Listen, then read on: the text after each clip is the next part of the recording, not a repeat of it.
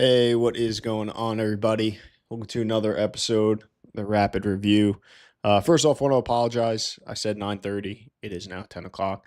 I'll be honest with you guys. Your boy is a little run down. Just been a lot of chaos. Just work and life and home stuff, and it's just your boy's a little run down. So I appreciate you guys hanging with me.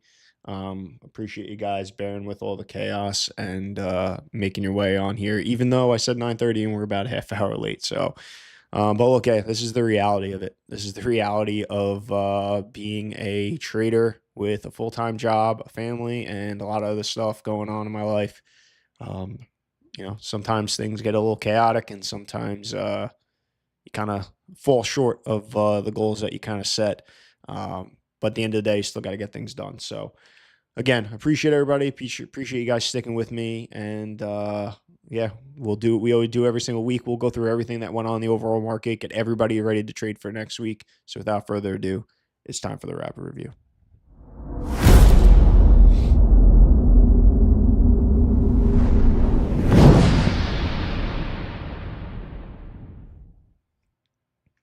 All right, there you guys go. You know the deal. Informational, educational purposes. Ooh, excuse me. Only, not financial investment or trading advice. And as always, the chat is open. So drop any questions, comments, stocks you want us to look at. I got a couple of people who had sent over some things that they want me to cover, so we'll cover those as well. And let's dive into it.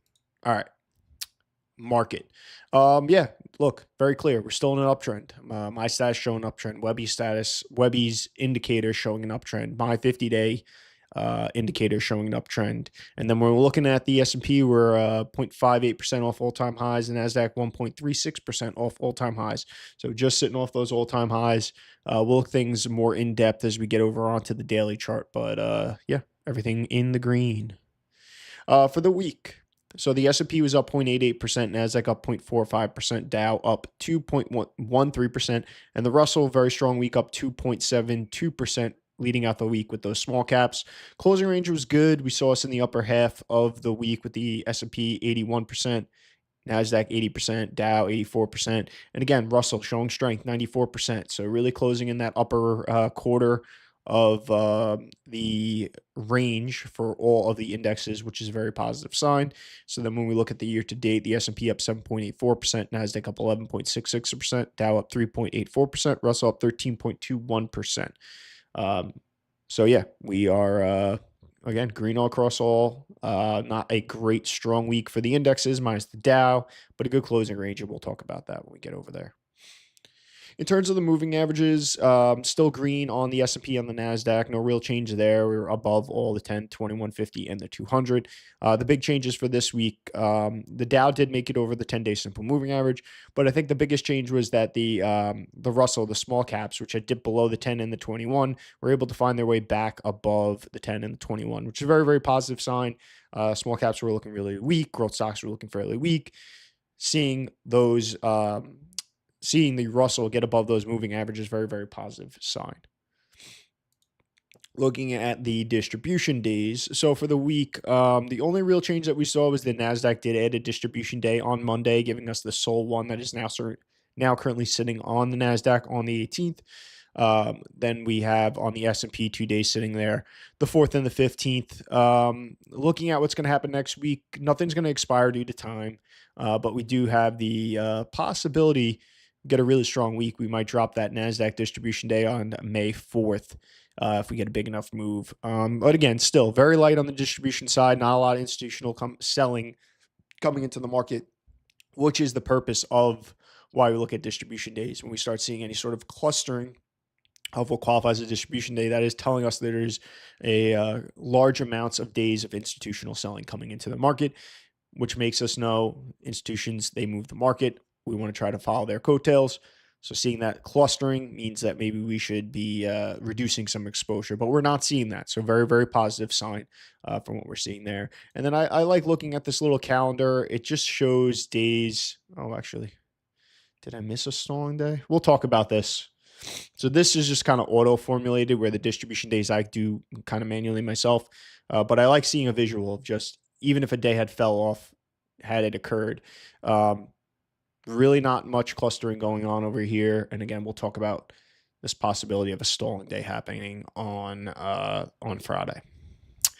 All right, let's jump over and take a look at the indexes. As we always do, we'll look at the NASDAQ, and we'll do so on the daily. We'll zoom in a little bit, give you guys a little context. Here you have on Monday. So we had kind of talked about, we were really hovering right on that 10-day simple moving average. We pulled down, closed out in a rough spot on Friday, and then started out the week. Market was down again. Tuesday, market down yet again. This was that Monday distribution day. And we had dipped below the 10-day simple moving average for the first time since we've actually began this uptrend, and we had that first close below there.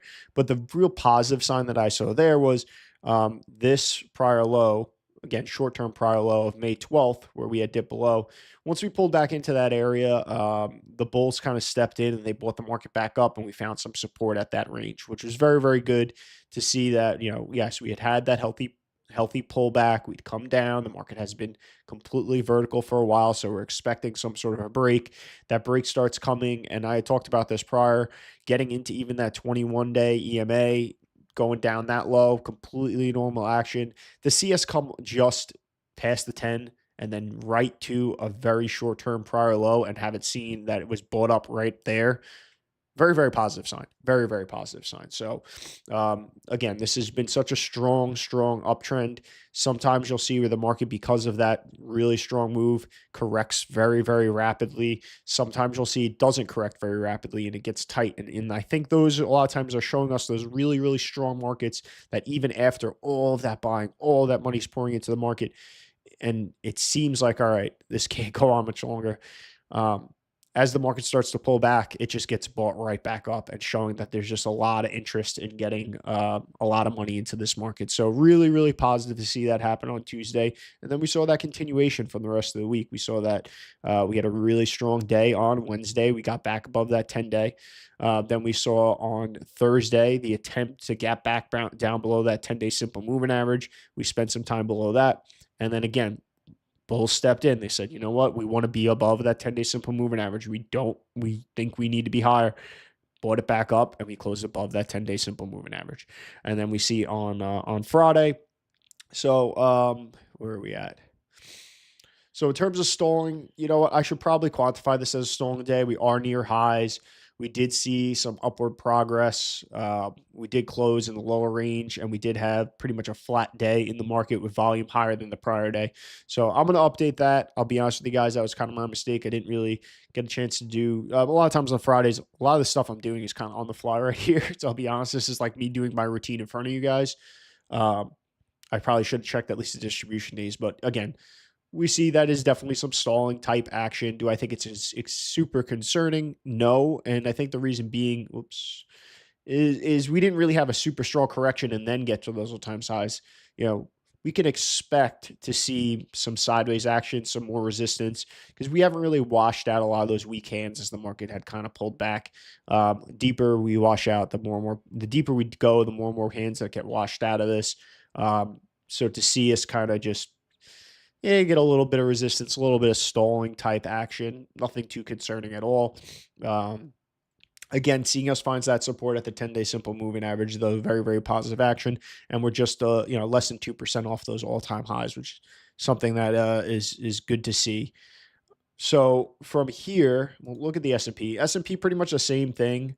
The S&P did not get that stalling day just because of the lighter volume, but we did see kind of that slight resistance at those all-time high levels. Again, not too concerning considering how short this little pullback was.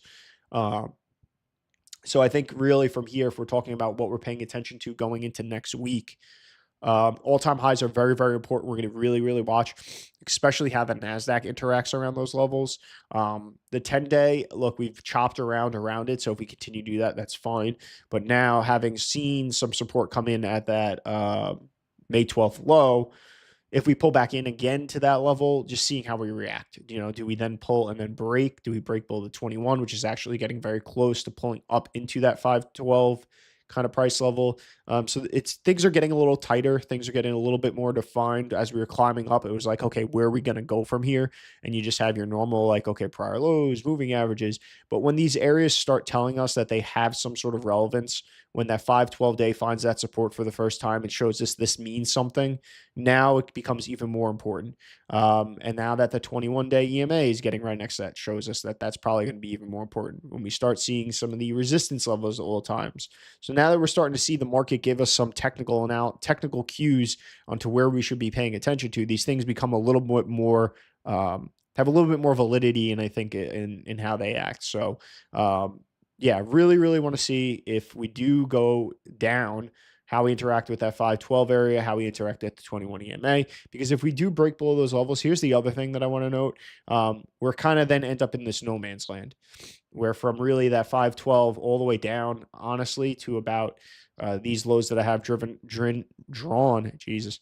Like I said, I'm all shot, guys. For the 421 low and the April 23rd low. And then we also have the 2400 even levels floating around down here. That's like kind of that next expected area where the market could pull back. So if we break below there, things could get a little sloppier because there's just not as much stuff going on in here to give us an area to find support. So really short term, we're looking at that tight area just to see what the market wants to make sense of all that. The sideways action would be beautiful if you look at a lot of charts that are out there, right? We're seeing similar, these vertical, strong, powerful moves, this kind of stop at the top, this pull back in, and then this kind of chopping sideways. Yeah, that would be very, very positive. You're getting almost like that. It's not the same, but like a high, tight flag, tight range type of action on the market, which very often leads to some really, really powerful moves as those gains are digested. And then the market can kind of breathe. Some of those weaker, bearish people that don't see this going on much longer, their hands get washed out. It's not getting too deep because the big institutional money or the strong hands are kind of buying up those shares, and they're just kind of fighting in that little tight range. And then when we finally get a winner, which hopefully ends up being the bull side for us people that are fairly long right now, there really isn't much selling pressure coming into the market anymore. And then we could see what would probably be another explosive move. So we're really just kind of in that kind of wait and see area. I'll talk a little bit about just kind of my overall outlook a little bit later. But I think in general, this is very, very positive action in what we're seeing here. We'll look here quickly at the weekly. 3 weeks tight. So that's another thing to kind of note. Not really so much on the S&P, but really on the NASDAQ, that's a pretty good 3-week tight, right? And again, if you look at this the same way we look at a stock, we have this really, really strong move. We have that 3-week tight action. Again, the same thing of that kind of battle between bulls and bears. But at the end of the day, where we would expect the market to kind of really correct, which it didn't that bad, we just had tight action, which means that likely all that selling that's coming in the market is getting eaten up by all those bears, which is a very, very positive sign, because if they can kind of devour all those extra selling coming into the market, all that's left is going to be buying. We're going to see things kind of start to skyrocket. So, yeah, that's kind of what we're looking at right now. Really, really positive action. Not completely out of the woodworks, but I think overall this is something that we'd love to see, given how straight up this run has gone. So we'll jump back over. Let's see, where am I? Let's start looking at what went on in the sectors. So there really has been no argument that technology has been leading this bull rally. Energy has definitely been a name of note, as there have been some strong energy names falling in there as well. And then you can kind of see how the rest of the rankings fall inside of that. When we're looking at the week, utilities did actually lead the week. Healthcare, which has been one of the kind of laggard names, came in at number 2 for the week. And then you have real estate, technology. So even with seeing some of this digestion and stuff going on, we still saw technology finish, towards the upper half of these sectors, which I think is super positive, and a lot of that coming from that some of that later week positivity in the market. Nothing though, I think, that is worth changing, right? 1 week, 1 day, a couple things isn't going to change the overall trend. And then this is what the ranking is. At the overall trend side of things, right, we're seeing technology just continue to lead. We're seeing energy maybe a little bit more of a laggard in comparison, but still a group that is worth paying attention to. And then industrials and materials, kind of also looking good. And when we really look at, I think, these top four groups, it's AI, right? It's the technology that is allowing AI to basically be what it is going to be. It's the energy that is going to be required to run AI. And then it's the materials and the industrials to not only build out the technology, but also to build out the actual infrastructure, the data centers, the um, everything that is going to be supporting what would be the AI movement. And I think that's what we're seeing really truly happening within these top four groups. And that's why that seems to be the big strength um, in this market, is because this is all, in my eyes, fueled by AI. This is what's great also about what we do.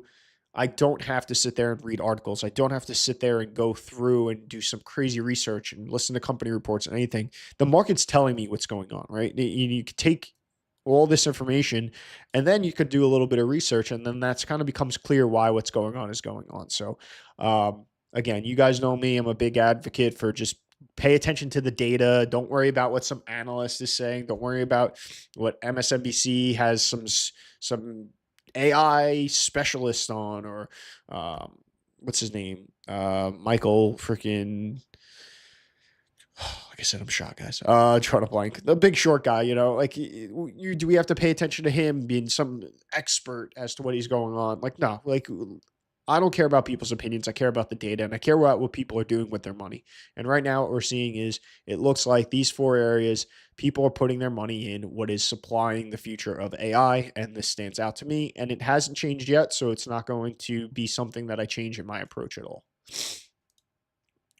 All right, so now we'll go to my industry groups. So you got those of you guys who don't know, using AI, I created 166 of my own industry groups, spent a lot of time with about 3,000 stocks, going through what really truly drives a lot of these businesses, especially with the AI implementation.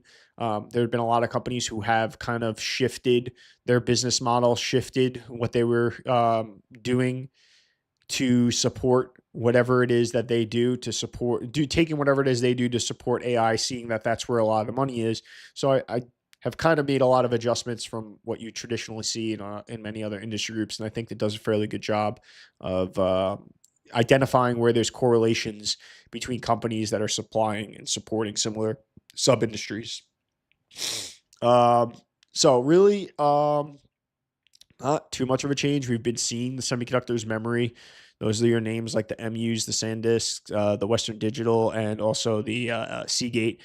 Yeah, it's clear that they've been leading this market. Very, very clear. So no change there. Then you got the AI data centers and networking. A lot of these names that are sitting right here. And then here are just some secondary groups that I'll see impact from those groups, but they won't necessarily they're not driving where the positioning is in the rankings. Really, when you're starting to look through the top real 20 groups, we're seeing it is AI related chips and build out and the technology behind AI. We're seeing this kind of energy storage stuff that's looking really strong, which is also a big part of fueling and powering AI.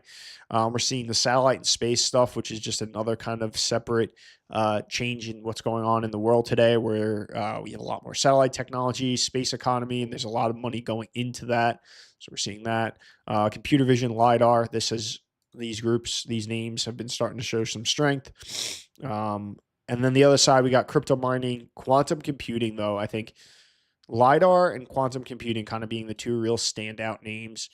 Quantum jumping 108 spots. I'll bring up those charts on some of those pure play quantum stocks, which are these four that I have right in here. And we'll talk a little bit about where they are in their life cycle and what that means for us in terms of how to possibly trade that kind of trend.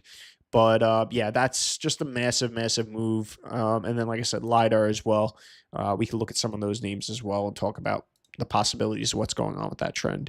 And that's what this Velocity 4 week is. It's basically how many spots have these names jumped in the last 4 weeks. And we start seeing a lot. I get these little green tickers to kind of bring my attention to them. Like rare earth metals, critical, like this made a good jump, 16 spots. This one has been chopping around a lot. What else do I see floating around here? Data center REITs. So, and then we could also go here to leaders. Let's just look at what the weekly leaders were. Quantum, space, satellite, enterprise IT infrastructure, cybersecurity. That's another one I did not mention. Cybersecurity, those names have made a massive move. A lot of them are very extended, but still we want to pay attention because a lot of times those groups that get extended, that lead, end up giving a point where they're going to have to take a break, and that's where a lot of our entries come in. So another group to really be paying attention to, off-price discount, nothing really that stands out to me there. Defense, athletic brands, crypto mining. Crypto mining is still something that has been kind of like, there's days where it's great, there's days where it's horrible. Same thing with blockchain technology. In here, nothing really that jumps out at me. And then here's my rapid movers, kind of look at things, so we could see those biggest jumps in the last 4 weeks. Again, the quantum computing, managed healthcare insurance, that's up there too. But to be honest, healthcare has just been such a weak sector that doesn't really perk my interest that much. Solar, that's another group. This is why I love doing this, because I think about these things sometimes on my own, and then I'm sitting here talking, and I do kind of like it. It's hard to remember everything that's happening in the market, and that's why you have this stuff. So solar, another group, and we'll look through some of those solar names as well. So we'll take a look at quantum, we'll take a look at cyber, we'll take a look at solar, just to see that, yes, these groups are showing strength. What does that mean for us? Is it extended? Is it really truly an uptrend? Or are we just maybe getting a bounce off the bottom of a downtrend? Like, what does that mean for us as traders? So we'll talk about those 3 groups. And if I forget, yell at me, please. And again, the chat's open, so you guys are quiet today. Let's go. Get me amped up. Throw some stocks. Throw some questions. All right, that's what we have on the industry group side. Real quick, while we're here, nothing going on in terms. Oh wait, sorry. Monday, market holiday, Memorial Day in the U.S. Anybody who served in the armed forces, huge shout out to you guys. Thank you so much. Appreciate everything you do. Monday, we're remembering those who have gave their lives for our country. So, you know, I guess like I said, I can't talk right now. I'm shot. A debt that we cannot repay to those people and those families. So Monday, as much as this in the U.S. does signify what is the official beginning of summer in a lot of our minds, important to really remember what that day really is there for. And it's for the fact that we are able to enjoy that weekend, and we are able to live in a great country that we live in. And a lot of that is due to the sacrifices of not only people who gave their lives for our country, but also the families that lost loved ones to be able to do what we do. So Thursday, we got GDP. So that's coming out. Again, just highlighting these things because a lot of these major economic news events can cause some volatility in the market. Sometimes right before that, we get kind of like a staleness in the market as the market waits to see what's going to happen, that news coming out. And then after, we get the reaction. Good, bad, indifferent, does not matter. But it's just understanding that it's just like earnings. You're getting some sort of a news release, and sometimes, especially certain industries, are going to react differently to that. Other than that, that's it. So again, shortened trading week, only 4 days. We'll finish out the month of May. And then continue on from there. Earnings side of things, let's see. What do we got? Trying to just see if there's anything. This is a big one, right? This is a stock that has made a really strong move, given some high tide flag type action, pausing right before earnings. Pay attention to what that reaction is there. Could also impact some of the other names in that group that are acting similarly. Dollar Tree. Oh, Dell. This is another one. This name has been the talk, right? A lot of people. It's made a good move. We could even bring that chart up if you guys want. Share my opinions on Wolf. Absolutely, 100%. So yeah, Dell is one of those names that's been highly talked about, right? Part of this whole AI movement, reporting earnings after market close on Thursday. So pay attention to that. Couple other names. You guys can kind of see them on the screen. And then just so you know, what determines what's on this list is this right here. A price over $15, an average volume over 400,000, which I should really change this to dollar volume because I've made that change, and a market cap of over 500 million. Try to keep it real loose. Try to keep it not too restrictive so I can bring up any names and make sure people see what they need to see. But earnings seasons is kind of teetered off, so nothing, not a lot to talk about in that space. All right, let's jump over to Deepvue. For those of you who don't know, I am a Deepvue partner. This is the tool that I use for all my screening, chart analysis, fundamental analysis, everything really across the board. And really, really great tool. I have in YouTube, there's a link in the description that'll bring you to the Deepvue website. And I have two codes. If you want to try it out for the first time, free month, codes in there, P2P, free month, capital F, capital M. Get your free month so you can give it a shot. I guarantee you will definitely be very impressed by what they have done with this tool and all the features and capabilities of it. And then if you already are a member, or if you're like, you know what, I don't need the free month, I've seen enough of this, I just want to sign up, I want the best price. Annual membership, if it's your first year, it's going to be $390. And then you can apply the code that's in this description, Bobby12, on top of that. It gets you down in US dollars to like $28.90 or something around that, just under $29 a month for the entire year. And with what you get out of this tool, it's just, to me, that's insane because it blows everybody else out, and bang for your buck. It's just, there's nothing that even comes remotely close to it. If I'm being completely honest with you guys, it's just, there may be tools that do maybe something a little different or another way, or for the price, there is absolutely no tool that comes even remotely close to giving you the amount of features. And the big thing is they're making some crazy changes. They're integrating AI, going to be really in depth, and they're starting to build out some of the features and things that are in other tools that they don't have yet are starting to come over. They did just release a new chart engine. Sorry, this didn't load the right way. Okay, so now we're good.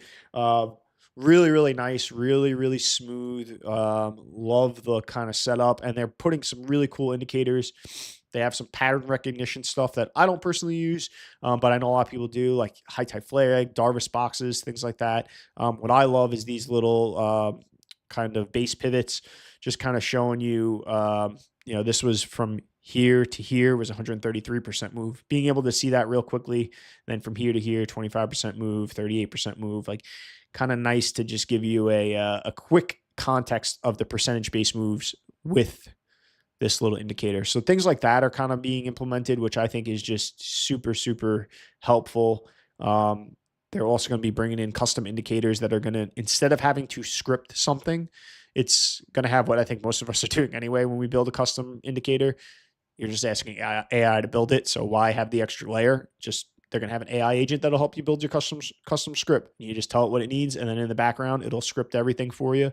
So it's going to open the doors for a lot of things where this is going to be even more customizable than it already is. Sorry, went a little off on a tangent because I just am super, super stoked at what they're doing with this tool, and wanted to make sure I kind of mentioned some of the stuff that's really just making me really, really happy that this is the tool that I've decided to use over the last couple of years, and that I've got a chance to partner with them because they're traders giving us what traders want. And if you're using it now, and if there's any kind of bugs or anything you're finding out, come over here to the help section, hit messages, report a bug. If you have a feature, anything like that, just go to this message section.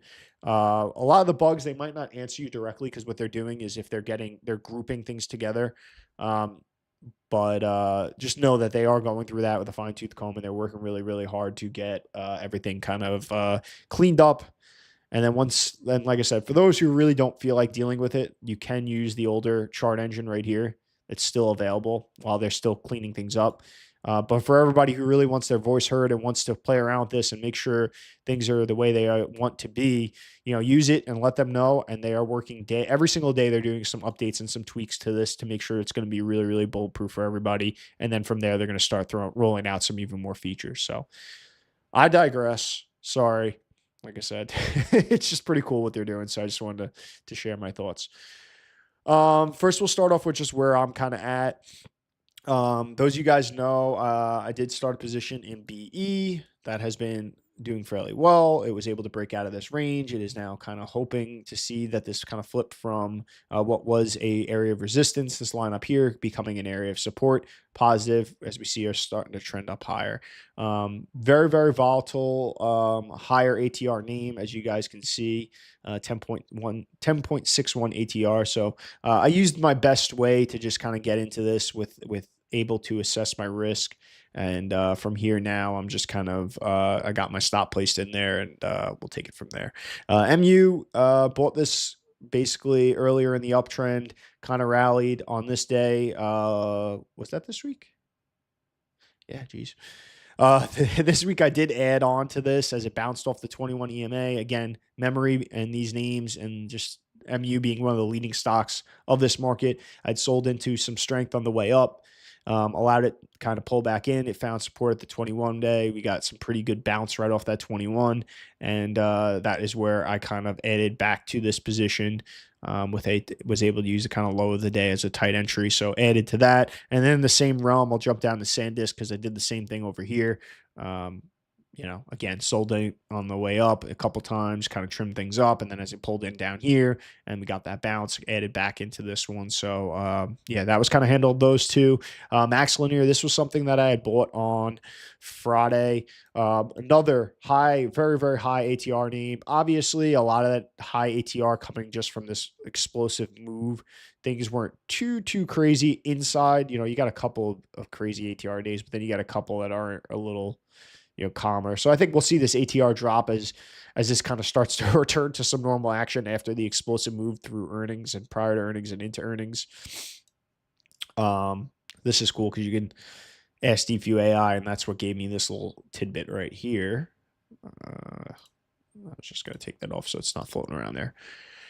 But with this name, look, we were seeing things really, really tighten up at those all-time highs. This was one of those, again, leading stocks that I really was looking to get in, and just a lot of these names, Credo, Astrolabs, Max Linear, all kind of operating within the same realm, all showing extreme strength. This name showing that high tight flag and being a little high ATR was just trying to find some way to get in this that I could just assess my risk. That's the goal. Like you kind of identify that these are like leading stocks. You identify you got really, really high probability setups happening. And then it becomes like, all right, how do I get myself in this name? And that's when I always talk about my kind of top down analysis, that's kind of what I'm doing, right? I do look bottom up as well, but in a market like this, especially where like the leadership is just so clear, where the big institutions want their money is very, very clear in this market. And then sometimes then that requires you to look and say, okay, now how do I get into this name that's a high probability name because the market's doing good, the industry is doing good, the fundamentals of this. I mean, look at this.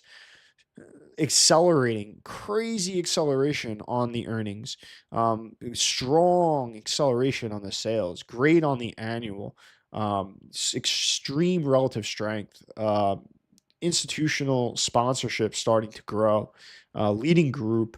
This is a CANSLIM stock through and through. You can't get much clearer than that. So when you see names like this, the highest volume ever in this kind of big earnings gap up, clear character change recently with this name this year. So when you see that, you kind of want to go like, all right, well, how the hell do I find my way in this name without being reckless is really what it comes down to. So you don't want to buy up here, right? Because you can have those big sharp corrections, but as it kind of gets higher and as we got this tight range action, which shows you again through the technicals, another air and layer, as for those of you who saw my little thing with Alex Marenko, stacking probabilities, right? We're seeing this high tight setup, which again gives us another higher probability that this is ready. He wants to make a big move. We had the market open. We had things kind of really wash out below that 10-day simple moving average. And then things started to kind of rebound. Like if we look at the 5-minute really, just so we can see, right? Market opens down. It just shoots down. And then like once it hit here, it just like, it quickly was like, we need to get back up.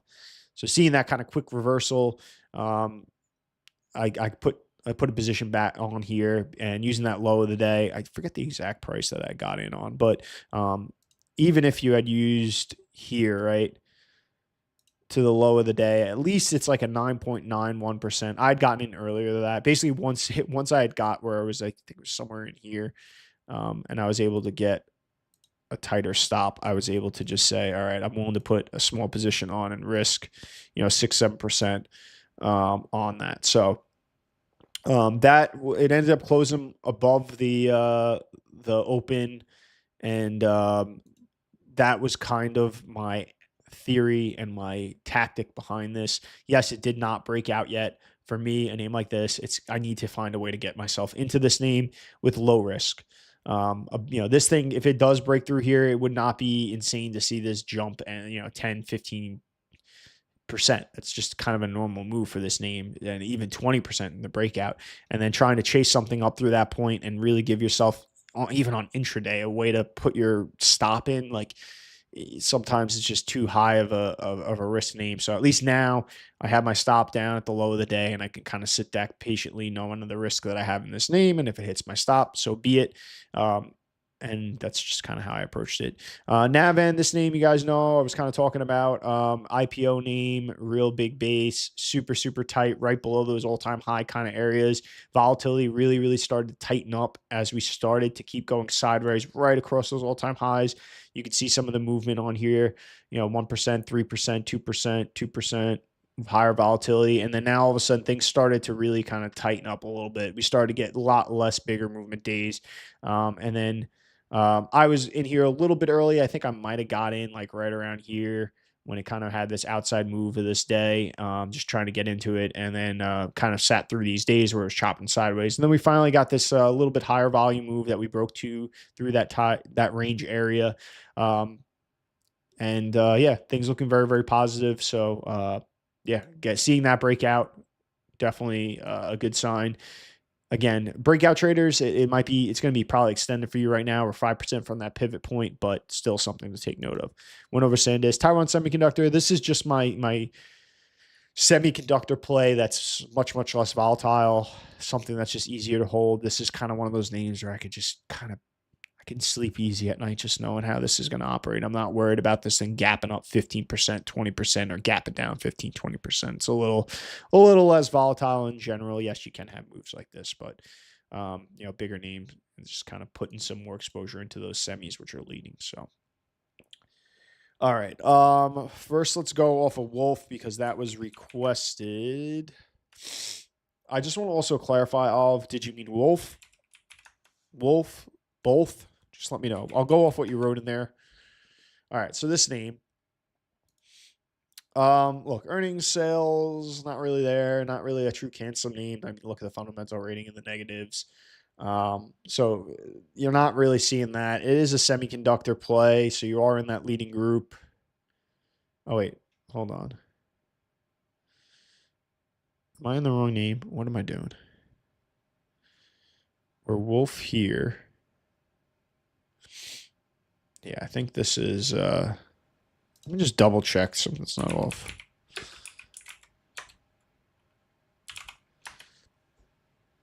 Yeah, it is Wolf Speed. All right. I was going to say, I don't know why that was saying Great Wolf Lodges.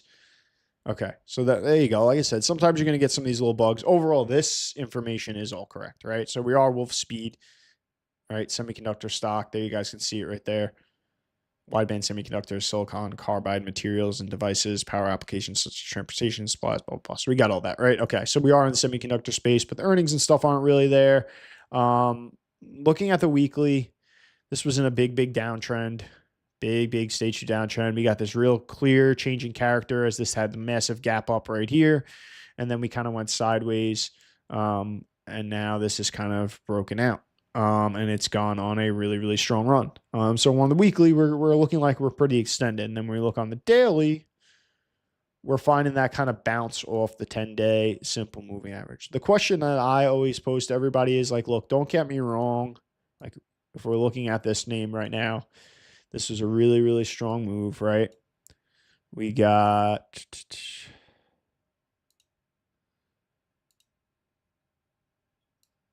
what is that? 30 days. So we're on the daily, right? 30 days. So we're looking at 6 weeks. And we're looking at 404% move. Right? And then... let me take this off. Bear with me, everybody. Bear with me. Small, like 20, 30% pullback right into that 10-day simple moving average. Just a few days, not much time, right? I tend to like looking for like 3 weeks of consolidation. Attempted breakout, pulled back into that range. closed into that range. Names like this, not CANSLIM yet, but reminds me a lot of the Google IPO, and yes, I meant Wolf. Okay, perfect. So look, here's the big thing I would say here, right? Let's even look at the monthly. We still have some upside resistance for sure. That's a concern. We're a higher ATR name. The CANSLIM fundamentals are not there. That's a concern. Flip side of things, the positive side. This has made a massive, very, very strong character change like mood. We've got this tight pullback kind of set up right into the 10-day where we're clearly supporting the 10-day.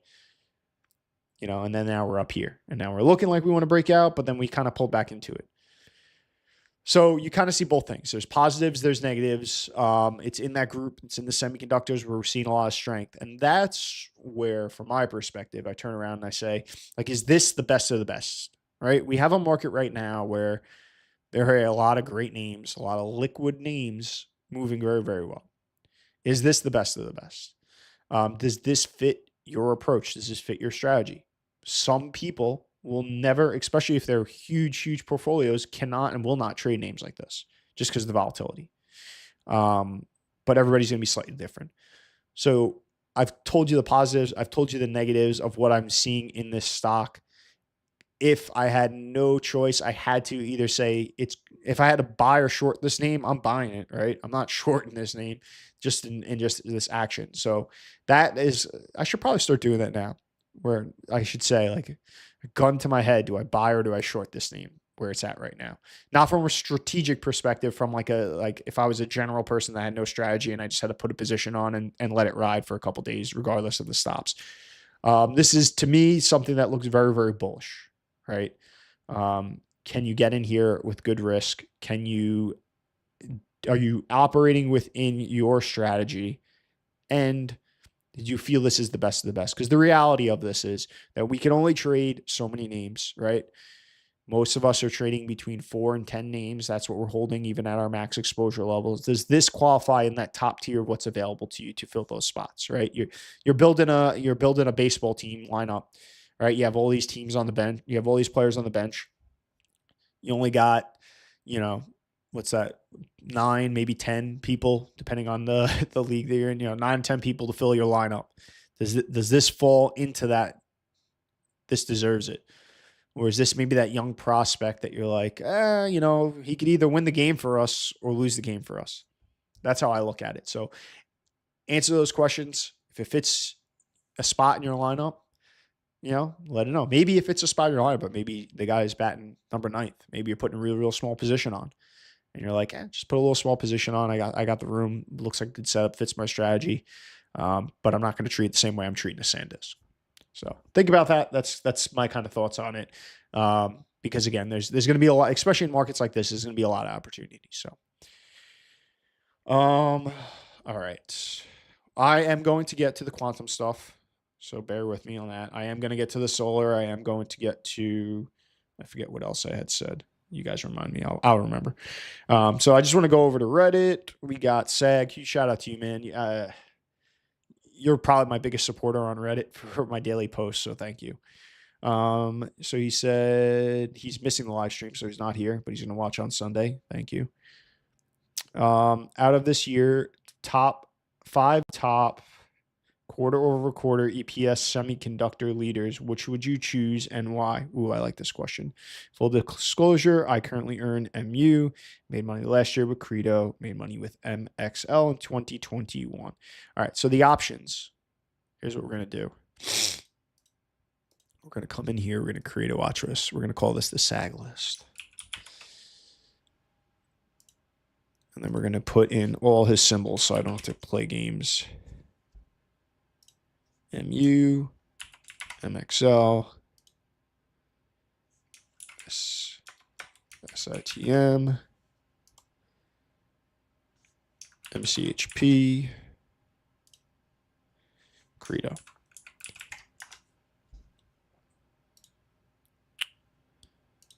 All right, so we got all the names in there. And again, question for the episode. Out of this year's 5 top quarter-to-quarter EPS semiconductor leaders, which would you choose and why? List the names, full disclosure. He said what he owns. Okay. I'm going to do this from two perspectives. I'm going to say where we're at right now and what it means for actionability for people watching now that are like, I don't own any of these names. What can I do now? And then I'm going to talk about just this market. If I was able to be holding one of these names at a proper entry, where would I want to be, regardless of what just what's going on, like what seems to be I think the true leader. We'll do it from that perspective. MU, I kind of mentioned this already, right? This, to me, MU and SanDisk have been the strongest leaders in this market. They've made massive, massive moves. They are pure, true, 100% CANSLIM stocks with triple-digit earnings, triple-digit sales, with strong institutional sponsorship in a leading group with strong relative strength, okay ROE, a little high ATR, but not ridiculous given what the moves that they've made. Look, you look at the ratings, 99, 99, 100, 98, 97, and Steinweinstein stage 2. These are like the pure play, CANSLIM, checks all the boxes, names. This one definitely, I'm going to go through the rest just to be 100% sure, but this is likely the name that I would choose. And I do own, as you guys know. And was part of the reason why I was in on this name is because it was showing so much relative strength in the market when the market was correcting. Yes, it did break below the 50. Yes, it did this, but just when everything else was collapsing, this was trying to break out, and then it ended up failing, but then it started showing real quick relative strength and then took the reclaim right here on the 50. Like, this was one of those names with that perfect. It just, to me, it really was showing not as strong strength as we were getting with SanDisk, but still showing a lot of strength when you look at what was going on in the market at the time. Everybody could sit here post-market and go, oh, look, it broke the 50-day. This was showing strength. Whether you want to believe it or not, whether you want to argue why you don't own it or not, this was showing strength, and it paid. So MXL, we just went through this fully. Again, another leader. The difference in this name, look, it's a CANSLIM stock. It is very clearly a leader. The difference in this name, a little higher volatility, a little younger of a name, a little different, different horse to get on, right? You're getting on the MU, you're getting on that maybe thoroughbred that's been trained and tamed and just is a strong, powerful runner. You're jumping on MXL. It's probably one of the faster horses, but they're a little reckless. You don't know if you're getting bucked around when you get into that gate, and you you don't know if you're going to come out of that chute and the horse is going to buck a couple times. It may get you to the finish line, but it's going to be, you better be an experienced rider to handle that. And I think that's a perfect way to explain this name. It's very strong. It's very powerful. It could definitely be one of the leaders and is one of the leaders in this market right now. The difference is just it's a different type of ride. It's not going to be as smooth, and you gotta know how to handle it. And you gotta know, be emotionally be able to handle a name like that. So right now where we're sitting at number 1, number 2, I'd probably put it that way. SITM. Okay, this name, right? Also a very strong name. Also CANSLIM fundamentals, right? Triple digit, things like that. Pulling into the 21 EMA. Pretty uniform. The pullback on this one, what is that? I don't have my lock on, so it's like 27% pullback. So very, very normal pullback. Almost looks like it's actually more or less of a pullback and more of like an actual base kind of starting to build right there. So yeah, again, another similar move, very, very strong, powerful move, looking really strong. This also showing some strength as the market was, and then just kind of pulling back in, finding support the 21, given an opportunity. This one looking more like it wants to do some sort of a base correction. Triple digit. Again, great fundamentals. Not as great as the others, but still looking strong. Right now, I'm pulling that down here, and then Credo. All right, Credo, a lot sloppier when we're looking at let's go to the weekly. A lot sloppier when we're looking at the daily. A lot more volatile weekly moves, but getting to all-time highs. Again, different type of horse. Still probably a strong horse that's going to do well and win races. Just different type of movement going on as you're seeing what's kind of happening over here. So, oops, did not want to do that.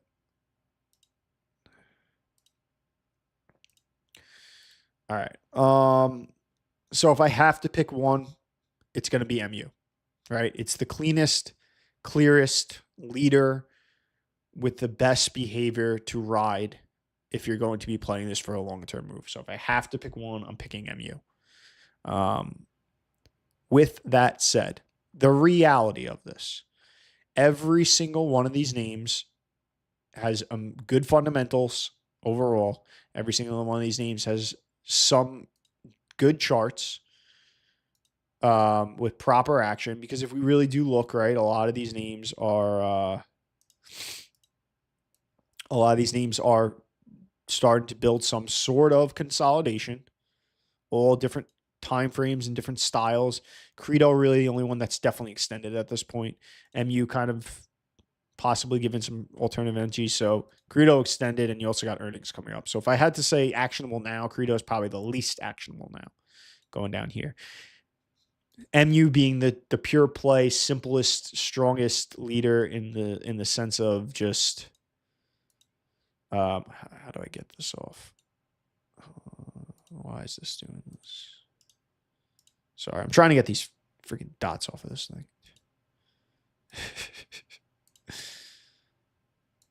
No. All right. Sorry, you guys are going to have to deal with the dots because I can't figure out what the hell's going on with this. I don't know how to operate that. Maybe if I do this. Better. All right. Now I feel better about this. Okay. So yeah, that's the thing. They're all great, strong names. Credo's are kind of between earnings and being extended. I don't think this is something that most people are going to want to play right now. MU is just the clear big player, leader, more calm team. MX is definitely one of the higher fly. MXL is definitely one of the higher flyer names. Again, also do own that. SITM and MCHP. These have made some pretty good pullbacks and pretty good support, but I just think these names, you're probably going to let them base a little bit more maybe to get some sort of entries. Like MU is just so tight right at all-time highs. I mean, MXL. MU is, we know that this doesn't look like it wants to kind of form a base. These two look like they're more in base patterns, which will likely give some pretty good opportunities to enter, even if you don't buy off of the lows or off the support at the moving averages. And Credo just kind of extended from right here, especially with this 12% move and earnings coming up. That's my analysis of all those. Again, if I'm picking one, I'm picking MU. If I just have to say what I think is the name that is the strongest and the leader of the group, if I'm talking about just the group in general, it's just clear that they're very strong. So a lot of it you have to think about too, your portfolio, right? If you have no high flyer names, if you're in some of these slower movers, maybe you can take something more volatile. Maybe you can be putting in big position on MXL because the rest of your portfolio is not as a high ATR name. Maybe you have a lot of high ATR names, and now you're going to be adding another high ATR name. All right, well, maybe you don't want to add MXL. Regardless, any of these names are good stocks that are, I hate saying good stocks, because a good stock's only as good as how it acts moving forward. But they're all high probability names that are checking a lot of the boxes and look very good. So. All right, let's do this next. Let's go to the quantum names. So I'm going to go, just bear with me. I'm on my other screen, just pulling up some of these names that we had talked about. So we're going to go quantum first.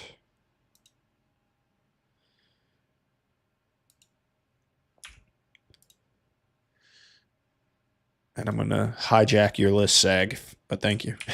Drop these in here as well. All right. So here are your pure play quantum names. We're going to look at these in the weekly for what I'm talking about. On Ion Q, right? Hard to get in on this name. Very, very sideways, choppy action. Not very clean. I mean, I guess you could say big, just very, very volatile. This is a group I'm paying attention to. Right? I'm paying attention to. I'm not necessarily looking to get in on a lot of these right now because they're just a little sloppy. They're a little reckless on these on Q. Similar pattern happening with QBTS. D-Wave. We were in a clear downtrend. We were below the 200, and we've kind of just changed. This one a little bit stronger. QBTS, early stages of the uptrend, early stages of the movement. My style of trading, I'm waiting for more of a confirmed uptrend and then some sort of base pattern. Some people who do like buying names that look like to be bottoming, making maybe the first early stages of an uptrend, maybe more interest to you. Same thing here, right? Hovering around that 200. Same thing here, just breaking above. So my big thing, right? Quantum making a massive move in my rankings. Early stages still. Very, very positive. Like, look at the volume coming into this name as it's coming through that 200-day moving average. All right. Look at the volume coming in here as it's making its way above that 200-day moving average. Look at the volume coming here. Look at the volume coming here, right? We're seeing a lot. We're seeing clear character changes in these groups, right? They had really, really strong uptrends all last year, and then they kind of collapsed. And they have these big, big base pattern structures. Big, big base pattern structures that they're starting to form. I'm not buying towards these lows. I want to see some confirmation. What ideally will happen, high probability, is that these names are going to move. They're going to probably rapidly rise, and you're probably going to get towards those all-time highs, and we hopefully, high probability of these stocks and some point between here and the top, those all-time highs, pausing. And that's what I'm looking for. I'm looking for that real true confirmation of an uptrend and then some sort of a consolidation happening. So a lot of these names are extended. What this means to me, right? Quantum is worth paying attention to. You should be watching these names. Honestly, these names there's not many of them. You could just have them on a watch list and be checking them every day, just learning the behavior of how these names are behaving, where they're finding support, where they're finding resistance, what moving averages do they like, how they tend to react when the market does one thing.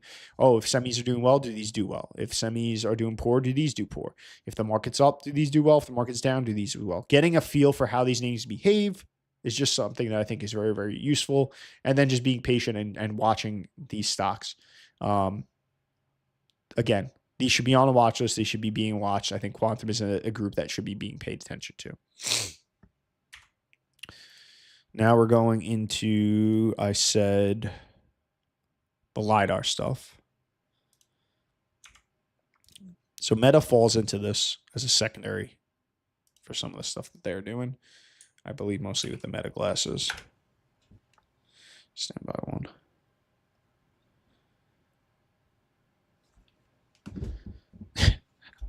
Now you guys hear us sometimes talk about stand by one, like I'm at freaking work. All right, so we'll add these names to this list. So a lot of these names falling within the LiDAR space, making a lot of moves. And I think we're getting a similar, like this is clear downtrend, Oust similar. Like we're starting to see, like a lot of these names just haven't, Meta is the secondary, so we can disregard this. But looking at some of these other LiDAR type names, similar, right? Worth paying attention to. And this is what I was talking. I kind of mentioned for anybody who was on my thing with Alex. You can see strength and not have to be ready to act. And these groups are groups that I'm seeing strength, but I'm not ready to act because I know the behavior of stocks. We know how things work. Technical analysis lets us know how things are going to behave. Right. Look at this. Rapid rise up, came to this level right here and decided to take a break. Very likely as we get up towards these levels, it's probably going to want to take a break. But I want to see that this is not just a flash in the pan, and this actually wants to continue its uptrend, and this actually wants to make a move. That's what I want to see. Yes, is there money to be made in this area? 100%. But again, when I have names like MU, names like SanDisk, stocks that are just behaving so well, this is just not my game. I know it is some people's, and I know there's different approaches. That's my approach. At the end of the day, clear strength in this group. I personally am letting this prove that it is likely going to be a uptrending stock and then find my way in on that side. We talked about solar. Let's grab those names. There was one other group that I had talked about. We said LiDAR, Quantum. What was the other group that I had mentioned? If you guys remember, let me know. Give me a second. There it is, solar. I'm just going to do the primary names on this.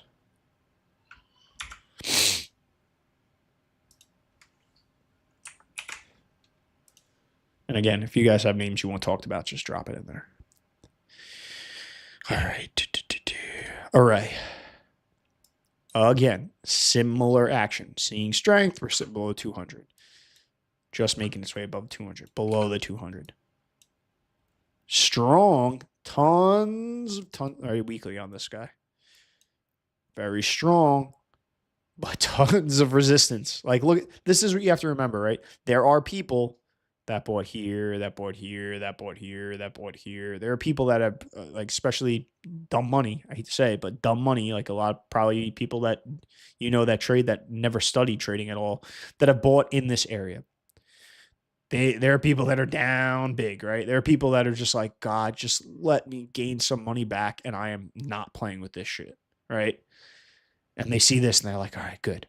Maybe the bottom's in. But once I get close, I'm done. I'm done. I'm out. I don't want to see this break out again like it did over here, right? I bought here, and then I saw 59% of my money go, and then it came back up, and I was like, finally feeling good, and then it crashed again. And I just let me get to break even, and I'm out of this. So as this starts to rise, you're going to see some of those weak hands getting pushed and sold into this market. So that upside resistance, for that reason, is why, even though this looks super strong, super powerful, I don't want to be in it. But other people, there might be entries you want. Everything's extended right now. This one, probably one of the better looking names, if we're looking at it on the weekly, right?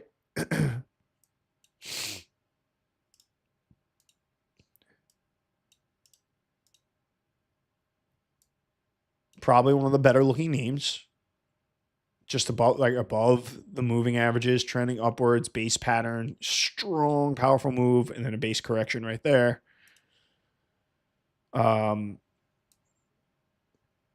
Breaking through this little consolidation area with support at the 200. I'm sure there's people that found ways into this. Like, this is pretty good setup, I think, with the really clear flip. Look how clear that flip is. Resistance at the 200. Resistance at the 200. Boom, pop. Right? Through that resistance. Support. Shakeout, support. Catapulting, riding that 10-day simple moving average. Like, look how clear. Like, I mean, that is just, you can't get much support. Resistance, flip, support, break. So if you extend it now, but this, I could see people why certain trading styles would have gotten into this. And this looks great. Again, not ready. NXT trade. This one different. This one clear uptrend. This is the stuff that I want to see, right? I don't want to be buying down here sometimes just because it's a volatile ride. Some of these moves. My style is there's other names I could be making money around here.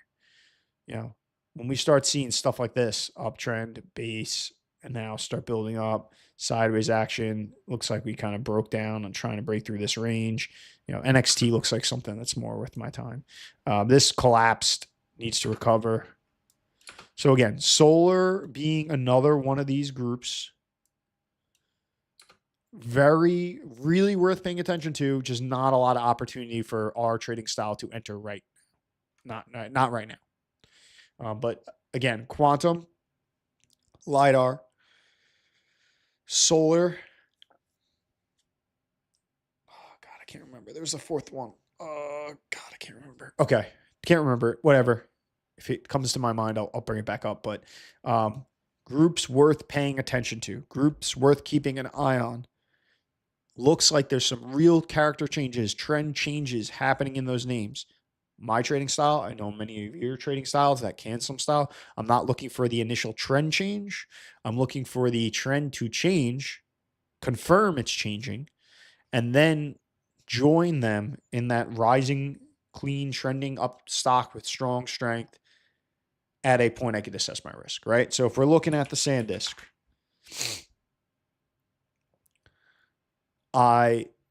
look how much, this is something that people like forget, right? Look at the move.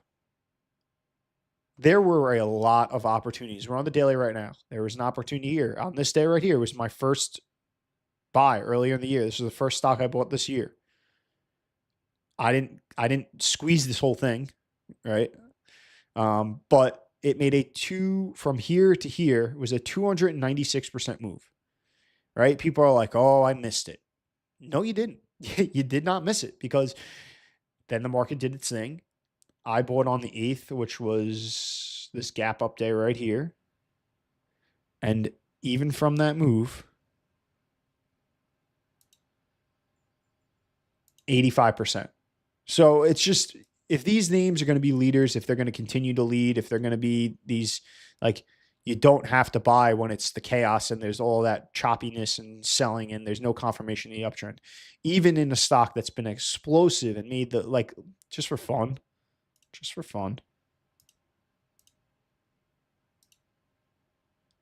I'm going to go just from this gap up day.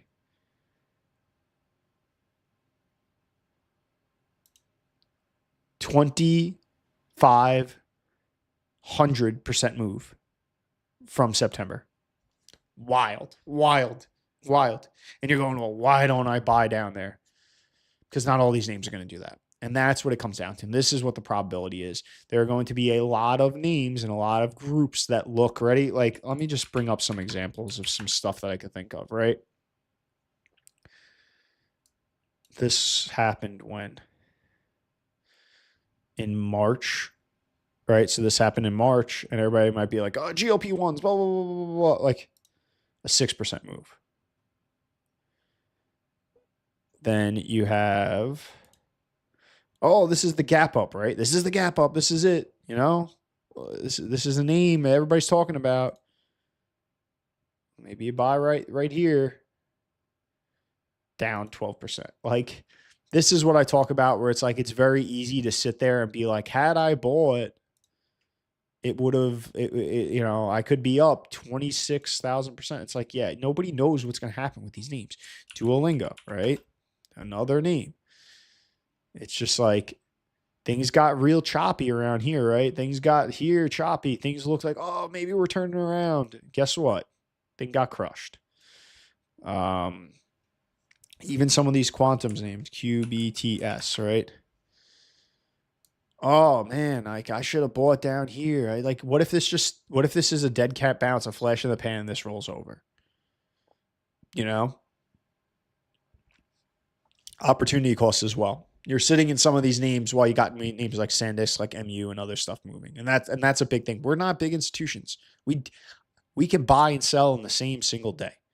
We could I could go with my entire portfolio and completely wash it out and buy all new names and new industries on Tuesday. I have that ability to do that. Big institutions don't. That's our edge. That's our edge against these big institutions. We don't have to sit and play this game. We don't have to gamble on holding and praying that something comes back. And I think a lot of you know that, but for especially some of the newer traders, the people that are a little bit more questioning of, like, you know, oh man, had I bought, right? Had I bought NVIDIA back here, right? Had I bought NVIDIA back here? Had I bought, oh my God, like we were talking about Wolf. What if this is the Wolf? What if Wolf is this IPO, right? What if Wolf is here and I buy here and I hold Wolf and I make, Jesus, I'll measure it for you guys. And I'm sorry, I'm kind of ranting, but I hope you guys find value in this. Oh my God, I can make I can't even count those numbers. An 80,000, 90,000% move. Had I put $200 in that name and just let it go, it's like, all right, well, look at the 50% drop here. Look at the 68% drop here.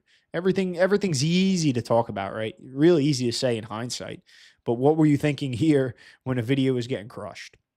What were you thinking here when you just had 1,000-something% move and then you made these huge gains and then it all gets washed away?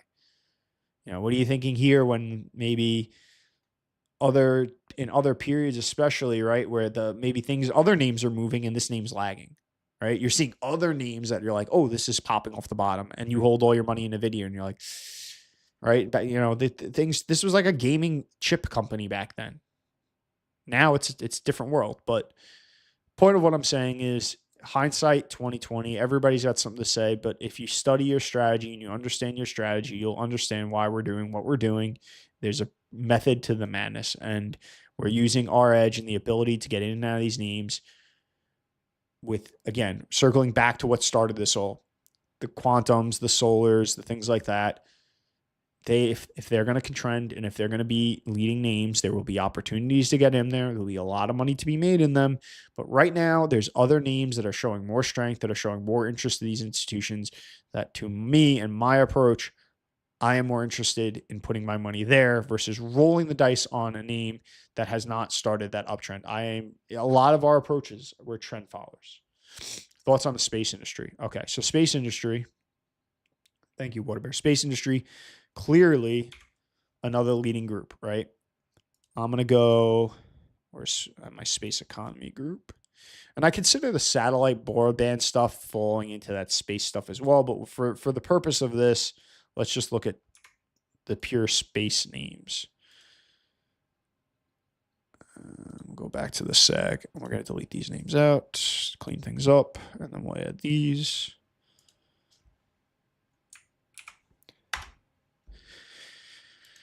All right. The name everybody's talking about is Rocket Lab, so we'll start there. You know, this is what I'm talking about, right? You know, this is a leading trending name. You guys know I traded this. You know I had to sell before earnings because I didn't have the cushion. You know I've been stopped out of this before, all this kind of stuff. And it went on without me, and I missed it. And that's completely fine. You're not going to catch every single name. This has now gone on a very strong run. It's finding support at the 10-day simple moving average. It's trending upwards. It is, look, there are people maybe wanting to buy right here off the 10-day with a couple days consolidation. Me, I'm being a little bit more patient because we all know that this could correct 20, 30%. And the probability I'm looking at in this is just be patient. If this is going to be a big runner, even if this goes to 3 something, it can correct. And if it's going to be a bigger winner, maybe it goes from 3 to 1,000. Who knows? Not concerned. I don't know. You don't know.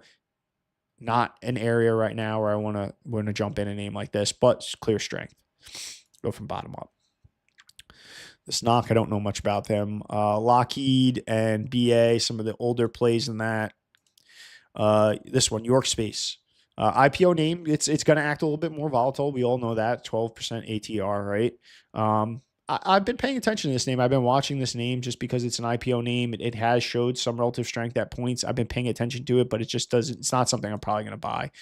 What do we have here? Spire Global Data Insight and Predictive Analytics for satellite aircraft tracking stuff. I don't know if I'm actually, this one I might not legally be allowed to buy. I'd have to look into that. Predictive weather, things like that. But yeah, I mean, look, this looks nice and clean. 35% forming a real look. Strong prior uptrend, consolidation, hugging moving averages, good earnings. Not great sales on the quarterly, but okay sales on the annual. CANSLIM name for the most part. In general, at a quick glance, name looks good. Then we got this name extended, but trending up very well. This name I don't know, trending up very well. Lunar, trending up very well.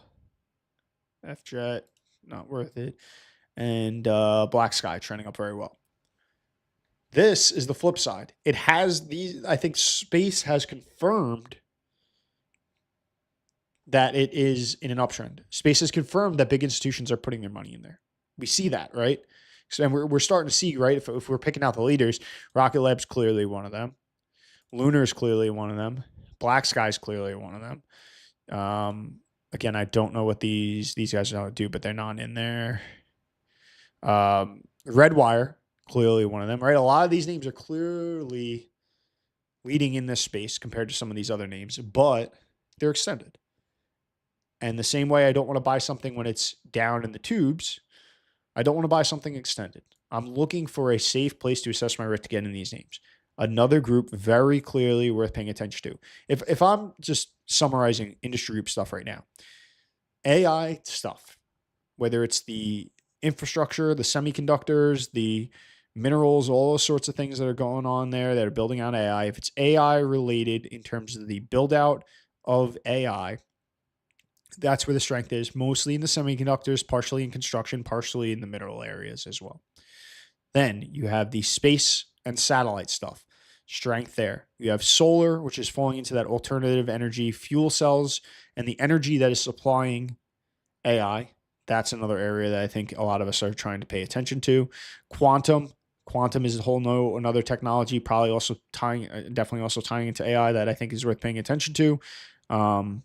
Really, if I'm looking at this group, and this is why we're doing what we do with these industry groups, right? A lot of these names in crypto mining, a lot of these names are really what I'm paying attention to in these top 20. And I'll pull, like I have this. Oops, here, I click this. You guys can't see that actually. I'd have to set up, but it gives me all those stocks in those top 20 groups.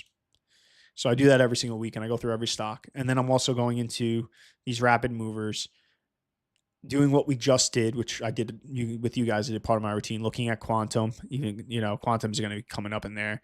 That's going to be coming up there. Looking at cyber. That's what I wanted to look at quick.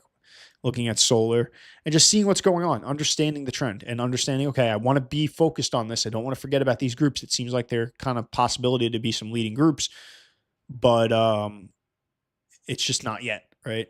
All right, so we're going to go over cybersecurity. I'm going to give you my final thoughts, and then we'll close this up because this has been a long one today. I apologize. It's, like I said, just I got a lot going on. I'll be honest. I'm straight up with you guys. I'm freaking burnt out. No, this is not from Deepvue. This is something that's just completely on my own. I built out with AI for myself because I really wanted to have a hand on how things were organized. Deepvue does plan on doing some restructuring, I believe, of their industry groups. You guys know me. I love to tinker.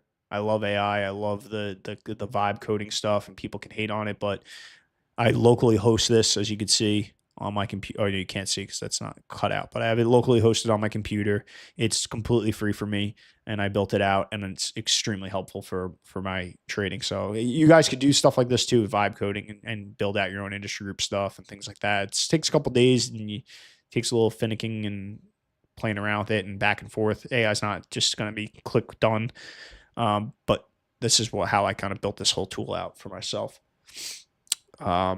Yeah, it basically, you know what this did? This eliminated my use of Excel sheets. I don't use Excel sheets. I don't use Excel sheets to track the market. I used to do this for like my stance, my exposure levels, trends. I used to use it for the distribution days, for industry. Like I used to use news, all that stuff. I used to do this all in Excel sheets, and it was just tedious, right? I'm entering data. I'm copying, pasting numbers. I do nothing. Like I don't have to do much except log a couple quick things, and all of this, like these days falling off, they fall off based on the rule set I coded into this. So I don't have to delete this if we get a 5% move. It knows 5% move in the market, drop it off, and it automatically tells me why it expired. So I automated a lot of what I was doing from Excel sheets into a dashboard through AI. And then the industry group thing was a secondary thing of me building out a ranking system, a formula, the velocity thing, all those things, talking with AI to build out how I track industry groups. But again, it's just locally hosted. It's not something I have out there. If I was to put it out to public, it would kind of start costing me some money between the data that I'd have to get and between actually hosting it on the web and giving everybody access and making sure that it actually functions when there's a lot of people using it. Locally hosted for myself, I basically do this completely for free. All the data I get for free, and it functions for my use of it. So you guys can see it through here, and we could talk about it through here. But unfortunately, at this point right now, I'm not in the realm of developing technology and selling it for anybody. So, and like I said, the logistics of trying to get it out to you guys free just wouldn't make sense. It would just not be functioning right. So, what was I doing? We were looking at. I'm sorry. What were we looking at? Cyber.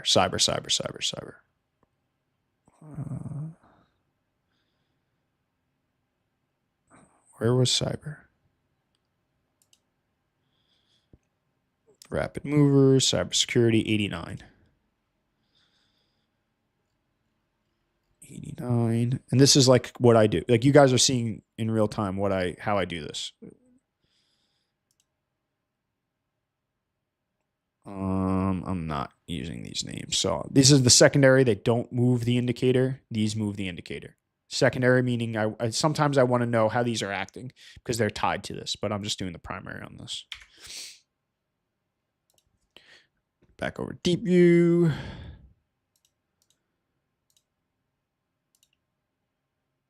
Sagman.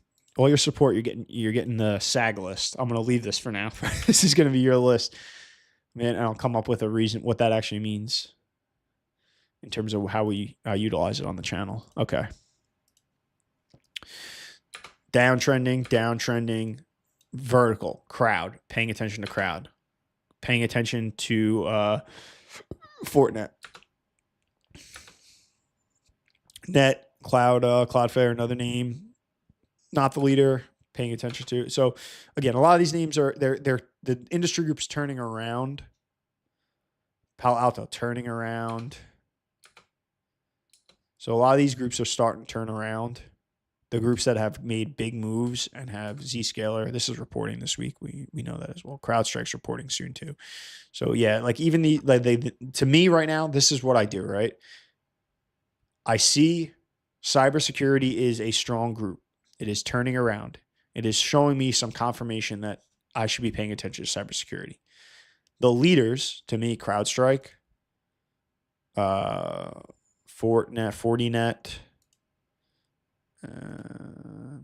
Palo Alto. I'd say those top three names acting right now. From a fundamental perspective, a lot of these names are doing okay. These are the clear leaders, right? This is where we're seeing the money pour into the group. This is what's carrying that group, the three top names. They're extended. Now I'm paying attention to those. So really what I would be doing, just to show you guys in real time, I would be clicking these names and I have a long-term watch list. So on top of doing this every week, just to give me a fail-safe, I would drop them in on my long-term watch list. And that's another list that I'm going in on the weekly and paying attention to. And that's it. And now I'm being patient. And now I can let people post on X and I let people go, CrowdStrike made this big move. Hey, I bought this here. I made a 200% move on this. And I could go, okay, cool. Not my strategy, not my thing. If these are going to continue to lead and this is going to be a long trending, successful group with some big leading names, I'll find my way in. Again, the same way SanDisk. People made a lot of money in SanDisk last year. It was the IBD had it as the leading stock, leading CANSLIM stock last year. It showed that it was continuing to lead and it gave an entry and I took it. I didn't know it was going to make this big move, but it did. That's all it is. Looking at the probability of these setups and just paying attention to what's going on in the market, getting a good feel for things.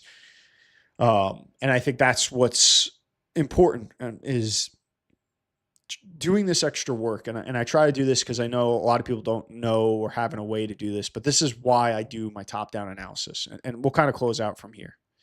Why I'm doing my top-down analysis. I want to have a good understanding of what's going on in the overall market, right?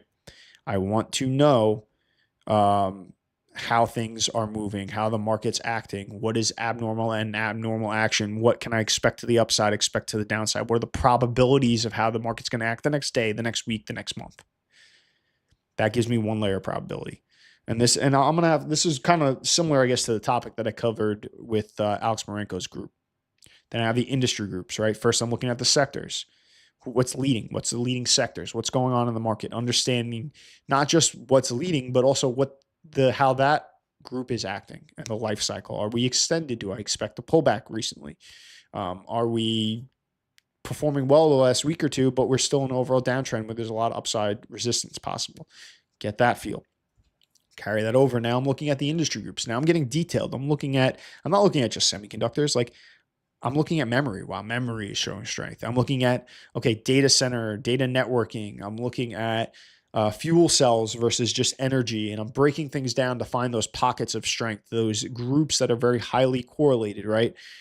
Memory, SanDisk does well. Well, now most of the memory stocks are doing well.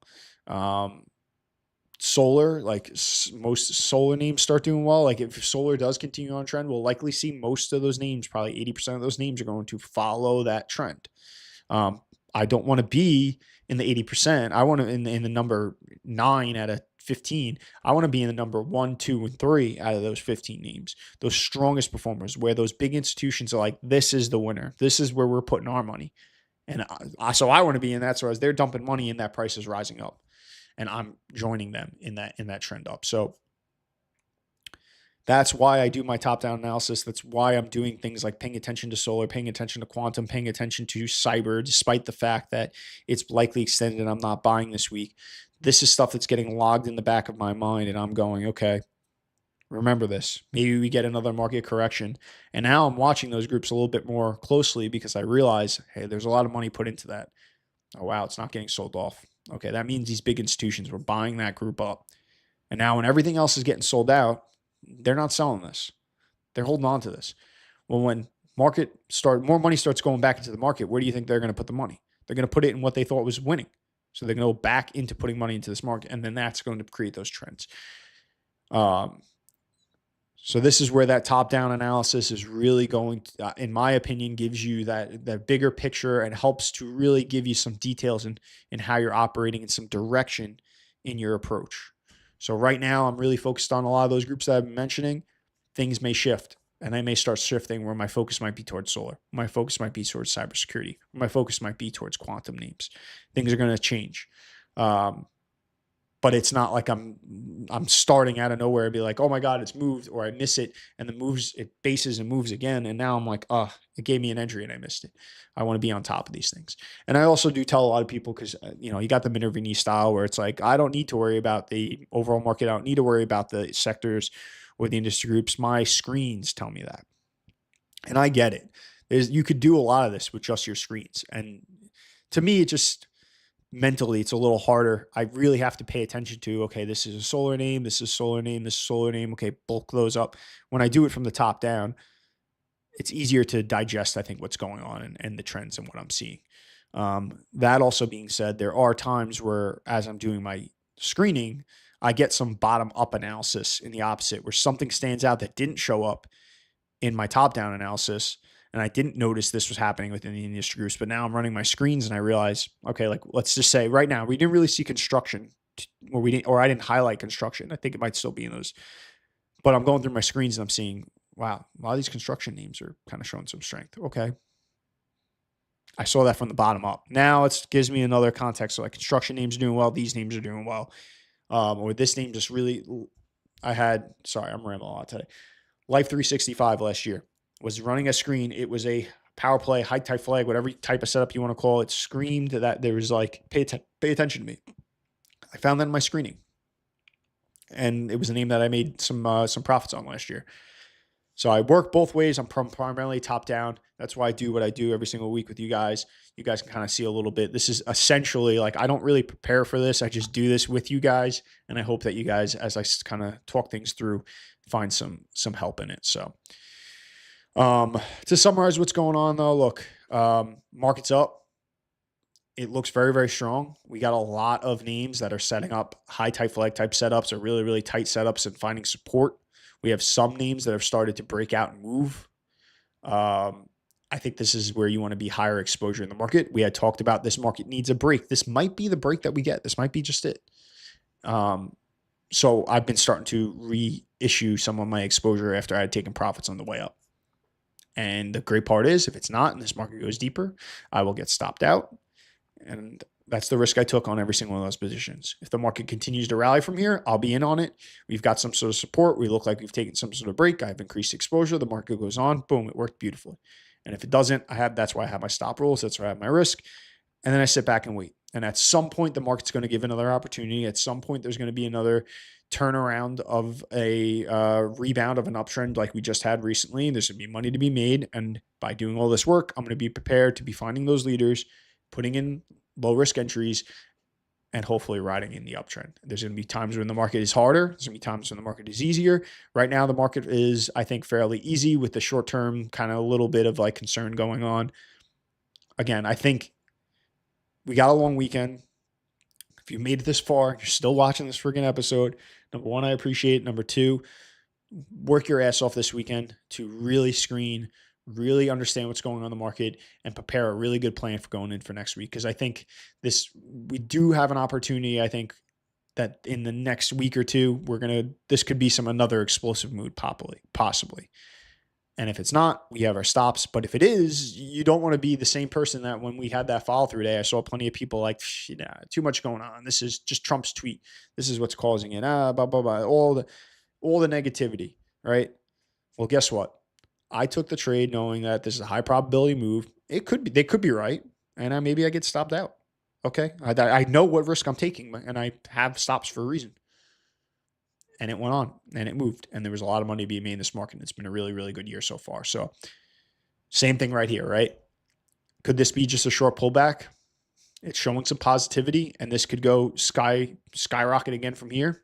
Hopefully, that's where I'm positioning myself right now. And if it doesn't, all right, I have my stops, and that's the risk I took. And like in poker, I may lose a couple hands, may forfeit a couple blinds, right? May get my pocket and go, no, fold. Okay, maybe the cards get laid out on the table. I look like I got a winning hand, and I start putting money out there, and I know the risk I'm putting in on this hand, and it looks really good, and I lose it. Okay, happens. It's part of it.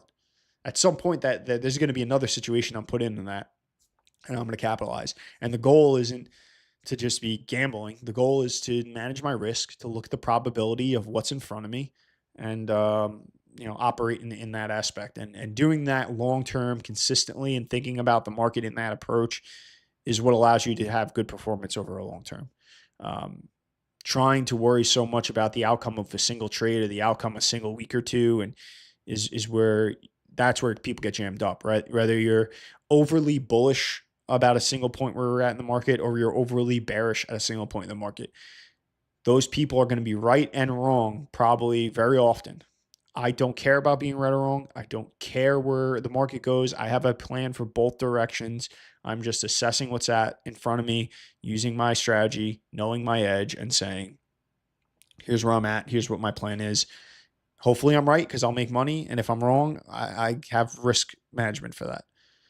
There's going to be times where I'm right. There's going to be times where I'm wrong. But I know over that, spread out over time, being right and wrong, and probably being wrong more often than I'm right, and I'm still going to profit, and I'm still going to outperform the market. So, long rant, long episode.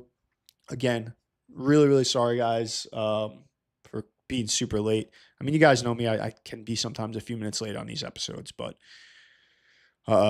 dude, I'll be honest, man. You guys, I'm just so burnt out. I got so much going on in my life right now, and it's just I'm trying to kind of juggle it all, and getting a little frustrated. It's just things. So, the market is great because the market is one place where I feel like, in more crazy as it is, I feel more control here in the market than a lot of things because of how we trade the market. But it's just I'm a little run down, and I'm trying to just kind of manage it all and keep chugging along, and yeah. So, and your support, you guys watching this, means the freaking world to me. So it keeps me motivated, not only to keep doing this, but even for my own trading, because I know we got a good community, and everybody is, we're all in this together. So thank you, guys. Thank you. I appreciate it. I'm probably going to just start doing this really only on here, just because it's easier, and I feel like we get most of the communication and stuff. Whoever was on X, they just either they're seeing it on X and they just jump over to YouTube, but not a lot of people communicating on X. More people jumping in the chat on YouTube. So there's the YouTube, there's the X account where I post throughout the week. There's a link in the description for the Discord. The Deepvue stuff's all in there. Like I said, there's a lot of good stuff. Crazy opportunity, whether you take the free month or whether you take the super discounted first annual year, either or. It's definitely something worth trying. So that's my opinion. Waterbear, thanks, Bobby. Awesome stream. Hope things go on the upswing. Yep. Yes, absolutely. And if they don't, we have a plan, right? Is what it is. So, again, thank you, guys. Appreciate it. And if you are at this point in the stream, if you made it all this way and you're not subscribed, you stayed with me this long, just throw subscribe. This is all stuff I do for free, but I'll be honest, it's just the more people are watching this, the more fun this gets, and the more we get out of it, because people ask questions, people show stocks. It drives the discussion. It drives me to kind of have thoughts and share them that I think hopefully helps everybody out. So liking, commenting, subscribing, telling your friends about this, it's just going to help this become a more productive call for me and a more productive call for you. And I promise this is always going to be free. I'm not doing this to make money. I'm doing this because it helps me, and I hope it helps other people. And that's my main goal. So that is all I got. Enjoy Memorial Day weekend. Remember what it's all about. Do the work, get ready.